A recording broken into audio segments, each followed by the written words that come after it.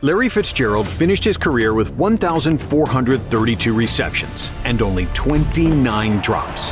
That's a drop rate of under 2%. In fact, he recorded more tackles than drops. Fitzgerald wasn't the fastest or strongest player on the field, but in every measurable way that matters, he was elite. He finished his career second all-time in receiving yards with 17,492, second all-time in receptions with 1,432.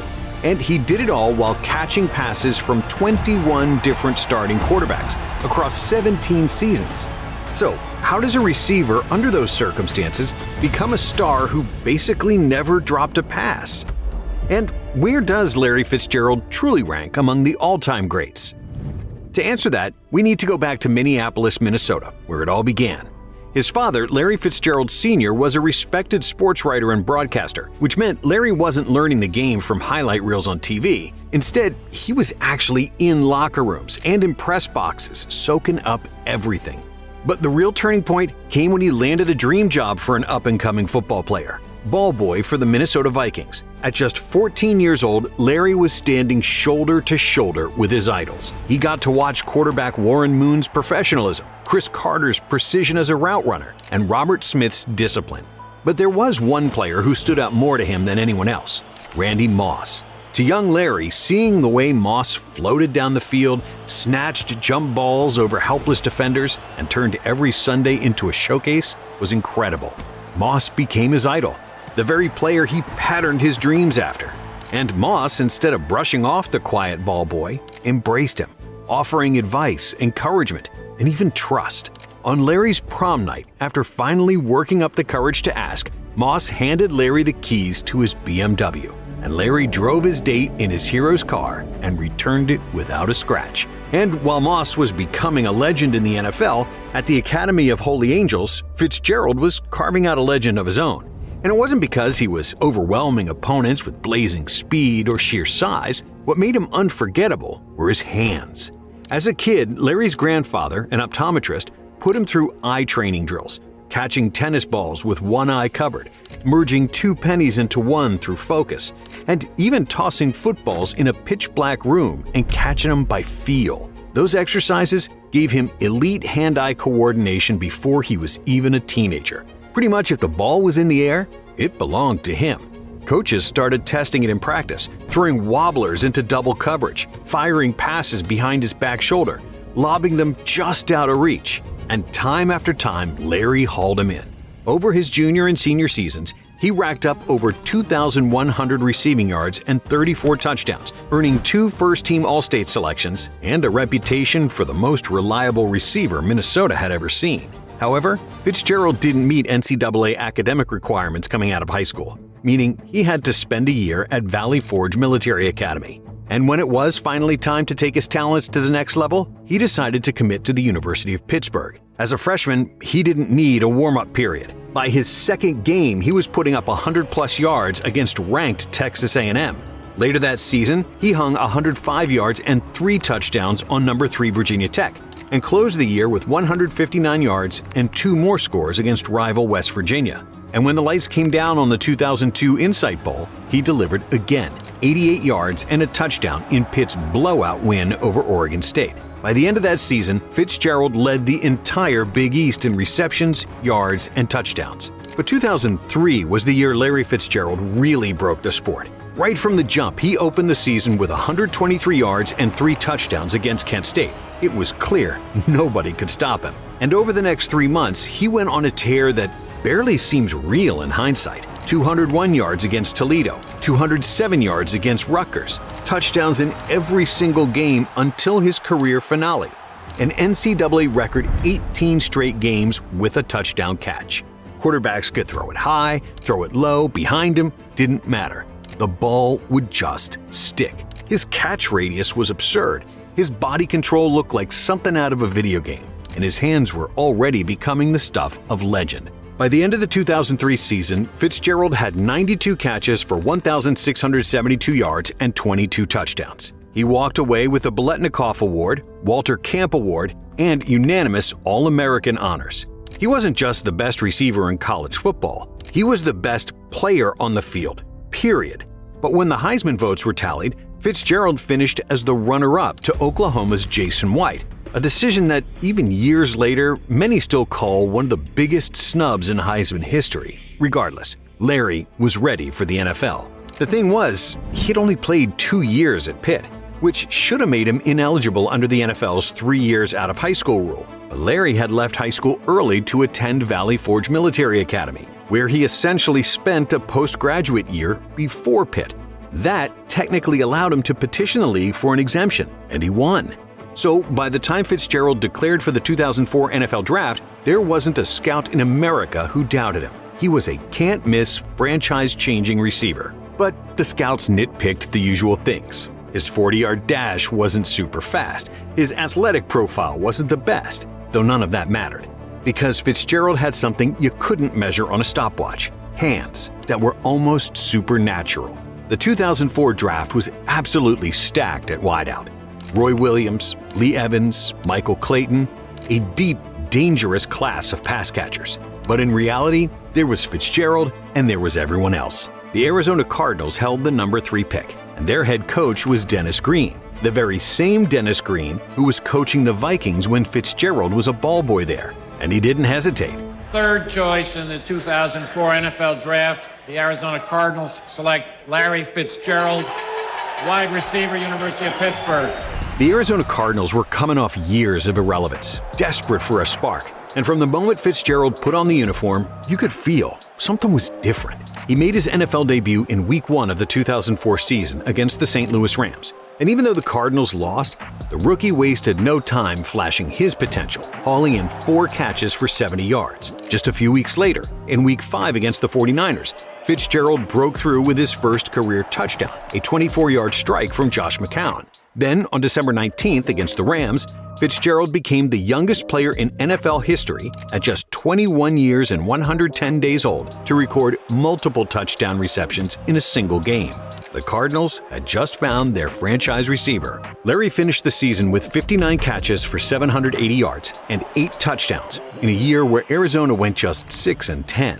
But what stood out was the way he carried himself. He studied like a veteran, worked like a pro, and elevated the offense every time the ball came his way. His work ethic was borderline obsessive. Teammates would see him stay after practice to catch hundreds of passes in every awkward position imaginable.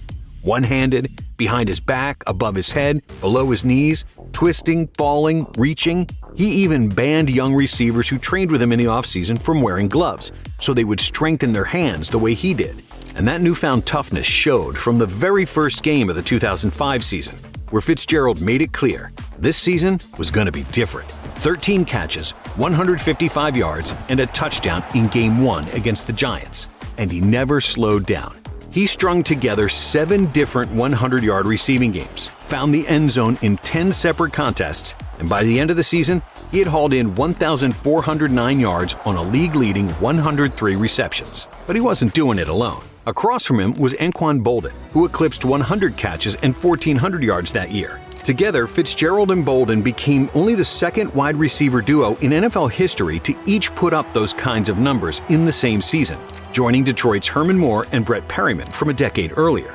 Suddenly, the Arizona Cardinals, a franchise long ignored in highlight reels, had the most electric receiving duo in football. The team stumbled to a 6-10 finish and missed the playoffs, but Fitzgerald's rise couldn't be ignored. He was named to his first Pro Bowl, cementing himself as one of the league's premier playmakers. What made Fitzgerald so interesting was his style of play. He wasn't a burner who simply ran past defenders. He was unguardable in a different way. Quarterbacks could throw the ball into a crowd, and it almost didn't matter. Fitzgerald had this almost supernatural ability to rise above everyone else, extend those enormous hands, and snatch the ball out of the air like it was his all along. And by the mid-2000s, he was starting to turn those flashes of brilliance into week-after-week dominance. 2006, opening day against the 49ers. Fitzgerald erupted for 133 yards on 9 catches, looking every bit like a man ready to take the next step into superstardom. That was until he had his first setback,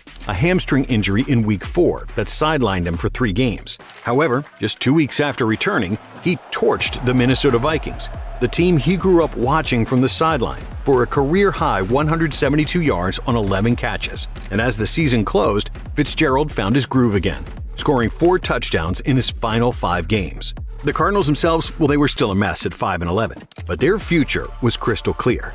They had something special in number 11, and by 2007, they finally started to figure things out. With Kurt Warner seizing the full-time starting job and Anquan Boldin lining up opposite Fitzgerald, Arizona had quietly assembled one of the most lethal passing offenses in football. Fitzgerald ended that season with 100 catches for 1,409 yards and 10 touchdowns. He was named to his second Pro Bowl and earned a reputation as having the best hands in football, so people began calling him Sticky Fingers. And following the season, he received an at the time massive 4-year, $40 million extension. And for good reason. He was the cornerstone of a franchise that had spent decades searching for an identity. The Cardinals were a franchise long written off as irrelevant. They hadn't even hosted a playoff game since 1947, but Larry was set out to change that. And his 2008 regular season was spectacular on its own. 96 catches, 1,431 yards, and a league-leading 12 touchdowns. The Cardinals finished 9-7, barely sneaking into the postseason, their first appearance there in nearly a decade. And when his first playoffs rolled around, Fitz became a new monster. In the wild card against Atlanta, he gave the world a preview with 6 catches for 101 yards and a touchdown. Then came Carolina, where he completely took over. 8 catches, 166 yards, and a touchdown in a 33-13 blowout. But the NFC Championship against the Eagles is where Fitzgerald truly ascended. On the biggest stage in franchise history, he tied an NFL record with 3 touchdown catches in the first half. And by halftime, Philly's defense had no answers. Fitzgerald finished with 152 yards to go along with his trio of TDs as he carried Arizona to their first ever Super Bowl appearance, Super Bowl 43.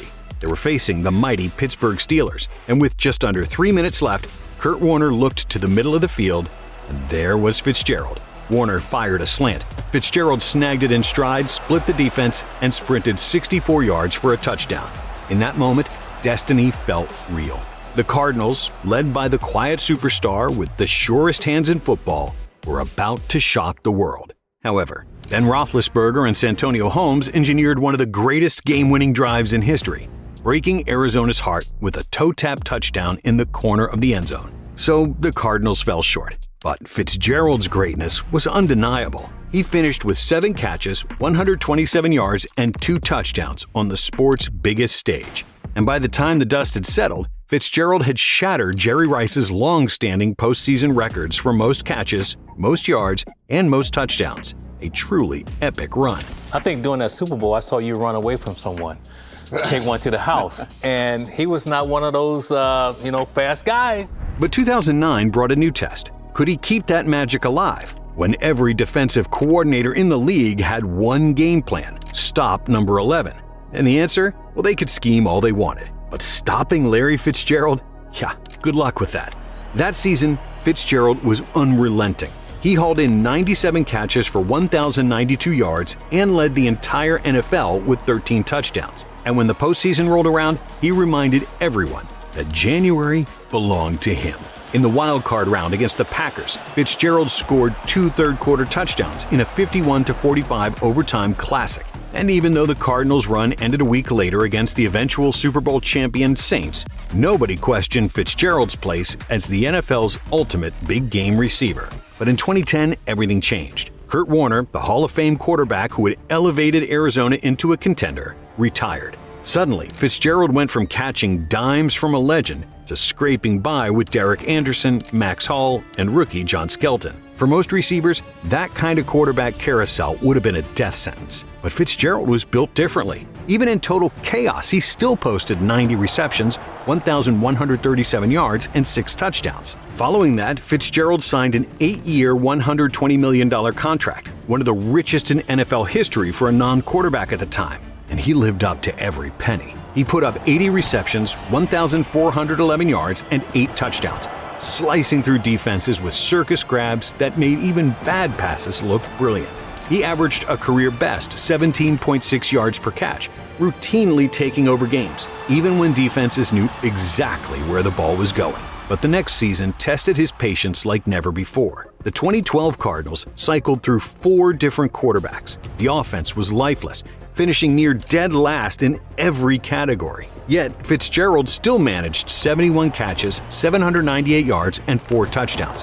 Now, those are numbers that don't jump off the page, but when you consider the circumstances, they might have been his most impressive. He was double-teamed on nearly every snap, often catching balls that barely got to him, and things just continued to spiral out of control for Arizona. Then, in 2015, Larry was moved from being an outside receiver to being in the slot more. I got way smarter because I looked at it initially as a demotion, and I took it the wrong way. But if anything, it was a promotion because I could still play outside, but I didn't really have the nuances and ability to play inside when I first moved in there. And then after a year or two, I still had the same skill set to go play outside, but now I just added something to my bag, and so I became a better player. I became more difficult to guard because now I could do this and I could do that. So I think it just helped me develop into a better, more efficient player. There, he became a possession monster, posting a career-high 109 receptions, 1,215 yards, and 9 touchdowns. He hit milestone after milestone, becoming the youngest player in NFL history to record 1,000 career catches. The Cardinals finished with a 13-3 record and an NFC West title. And when the playoffs rolled around, you already know who showed up. In the divisional round against the Green Bay Packers, after a final-second Aaron Rodgers Hail Mary sent the game into overtime, the Cardinals found themselves with the ball and the chance to end the game. Carson Palmer rolled right and found Fitzgerald on a short dump-off. What happened next was pure legend. Fitzgerald zigzagged across the field, breaking tackles, stiff-arming defenders, and sprinting 75 yards into Packers territory as the stadium shook. 2 plays later, he caught the game-winning touchdown. Unfortunately, just a week later against the Panthers, the magic ran out. Palmer turned the ball over 6 times, and the offense completely unraveled, and Arizona was crushed 49-15. But by 2016, it was clear. Larry Fitzgerald was already an all-time great. Nearly every receiver taken in that 2004 draft class had long since faded into retirement. But Fitzgerald, he was still the heartbeat of the Arizona Cardinals. At 33 years old, he was still leading the entire NFL in receptions with 107 catches, becoming the oldest player in league history to ever do it. He was too smart, too disciplined, and too polished for age to slow him down. That season also saw him reach a milestone only 12 players had ever touched before: 100 career touchdowns. And 2017 only added to the legend. With Steve Smith and Anquan Boldin hanging it up, Fitzgerald became the elder statesman of NFL receivers. Yet, you'd never know it by watching him. On a Monday night stage against Dallas, he put up 13 catches for 149 yards and a score, tying his career high in receptions. A few weeks later, he caught a sudden death overtime touchdown to beat the 49ers. By 2018, the Cardinals were collapsing around him. Injuries, a rookie quarterback in Josh Rosen, and a 3-13 season meant dark times in the desert. But through it all, Fitz remained the rock. And while he really had no reason to be, he remained loyal. I knew that if I had gone from city to city chasing the ring, that in all likelihood I would never be able to have the same level of relationships and depth of quality of relationships that I will be able to have in the same city for that period of time. That was also the year he passed Terrell Owens for second all-time in career receiving yards, trailing only Jerry Rice. 2020 would be his final act. At 37 years old, Fitz battled through COVID and Father Time. But the resume he left behind was wild. 1,432 career receptions, second only to Jerry Rice, 17,492 receiving yards, also second all-time, and 121 touchdowns. A career that spanned nearly 2 decades without a single season under 50 catches. But here's the stat that feels more myth than reality. Out of those 1,432 receptions, Fitzgerald was officially credited with just 29 drops. That means he had more career tackles at 41 than he did drops. No receiver in history matched that level of trust, and his Cardinals records are nearly untouchable. Most receptions, most receiving yards, most touchdowns, most playoff catches, most 100-yard games. He was the Arizona Cardinals. So where does Larry Fitzgerald rank among the all-time greats? He may not have the 3 rings of Jerry Rice, the highlight reel swagger of Randy Moss, or the wild energy of Terrell Owens. But here's the difference. Larry did all of this while catching passes from 21 different quarterbacks, and yet he still climbed to second all-time in receptions and receiving yards. Whether or not he's the greatest receiver to ever play will always spark arguments. But when it comes to who has the best hands in NFL history, there is no debate. It's Larry Legend.